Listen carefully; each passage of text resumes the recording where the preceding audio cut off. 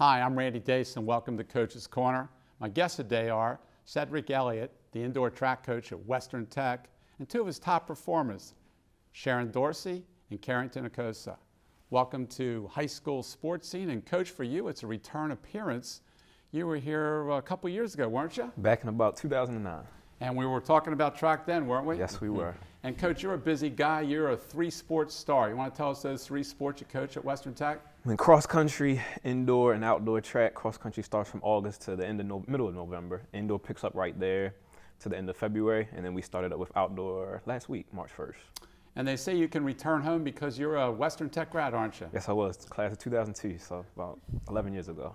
Yeah, and you work the same, we run the same cross country, indoor and outdoor? Yep, same exact thing.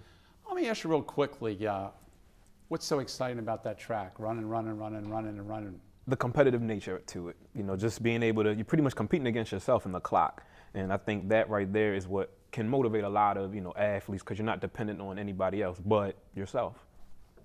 Carrington, you're a three-sport star, right? Yes, sir. Soccer, indoor, and outdoor. Do you have a preference as the year proceeds on, or is each season that important to you?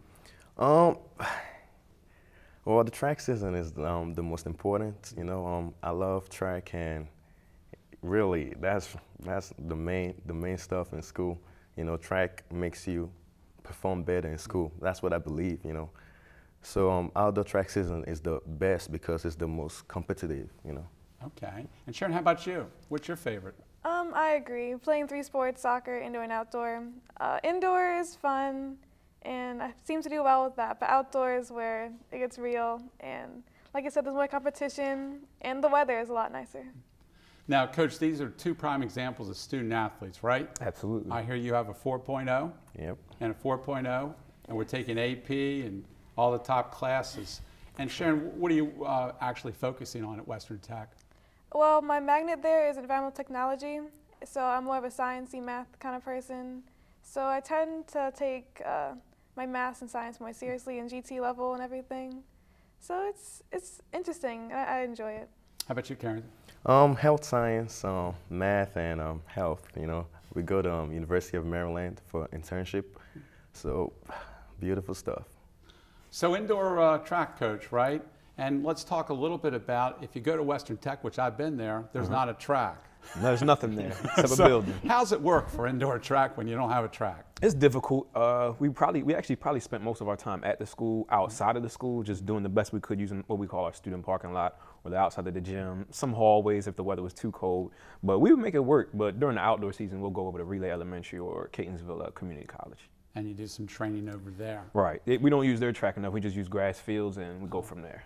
Now, you're telling me a little bit about your philosophy, Coach. I like this. Most people, when they have coaching a sport, it's Monday, Tuesday, Wednesday, Thursday, Friday practice, maybe a Saturday, but you have a little different philosophy. You want to share that with us? Yeah, we go pretty much 3 days a week, and that was from cross country all the way through up and through outdoor. Pretty much it's basically a set Monday, Tuesday, Thursday type of routine with a Wednesday and Friday off, and then some Saturdays. During the outdoor season, it gets a little bit more complicated because a lot of our meets are on Saturdays.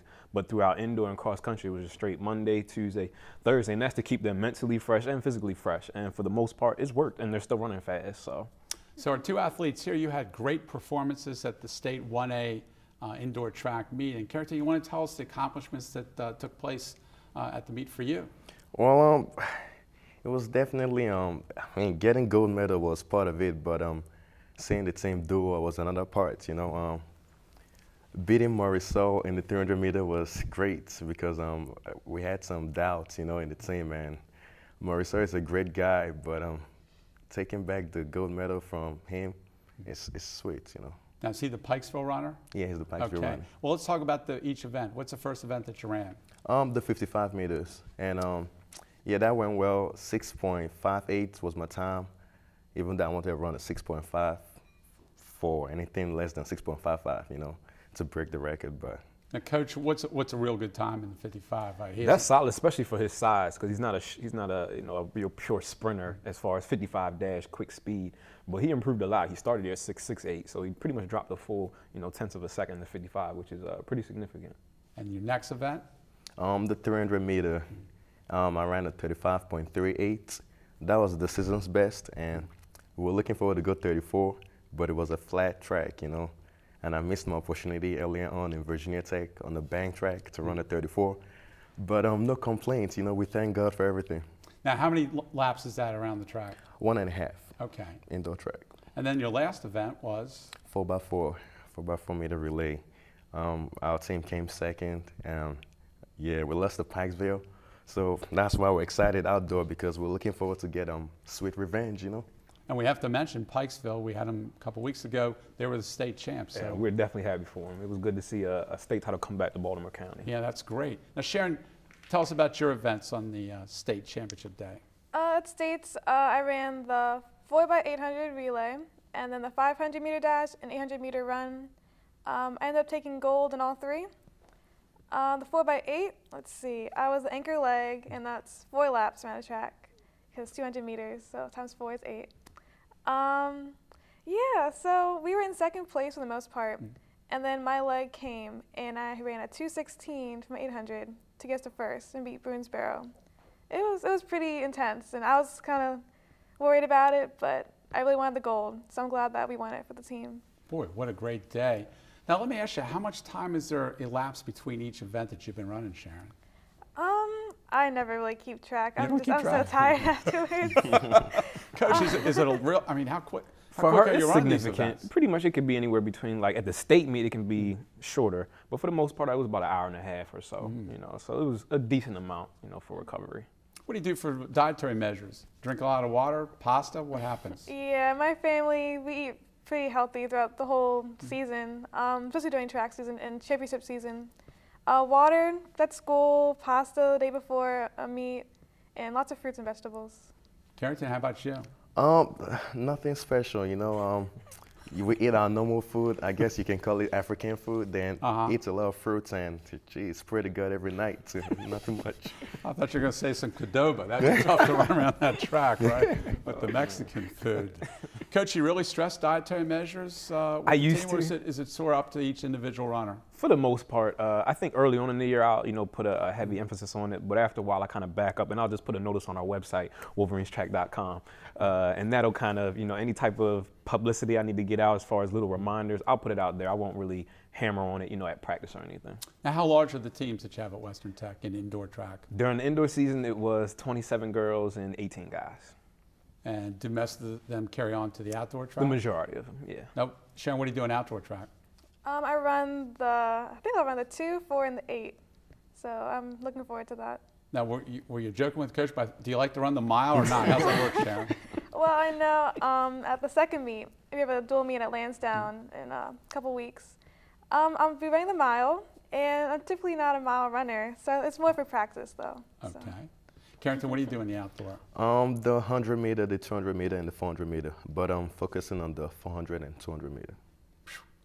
Now, outdoors got to be a little bit more fun in terms of the spring because it's better weather, right? It is. And what are other events you have in the outdoor track season? Out doing the running, I'm not gonna. We don't focus on the field events Okay. because we don't have a track, so it makes things difficult as far as like the jumps and everything like that. But you have the 100, the 200, the 4. Those are your main sprints. The sprint relays, the 4x1, 4x2, 4x4. In the mid distance, you have your 4x8, then the open 8, and then the mile and the 2 mile. And then you have the hurdles: 100 meter hurdles, 300 meter hurdles for the ladies, 110 hurdles, and the 300 hurdles for the guys. Now, we have 2 student athletes, as we said before, but the good news is, Coach, you said there are people looking at both of these performers who are, since they're both juniors, for colleges. Tell me about the recruiting aspect in track. Yeah, it basically started pretty much like around last outdoor season. Colleges kind of just looking at them, from a prospective basis. For both of them, George Mason has been, a really significant piece of the puzzle for Sharon as well. Penn State, Ohio State, UVA, North Carolina, Chapel Hill. There've been a number of schools. Carrington, same thing. George Mason, UVA, Stanford, Georgetown. There've been a number of schools that have expressed interest. So I'm excited to see, where they end up going after the, this entire process is over with. Now, I asked both of you before we taped, what do you do during the summertime?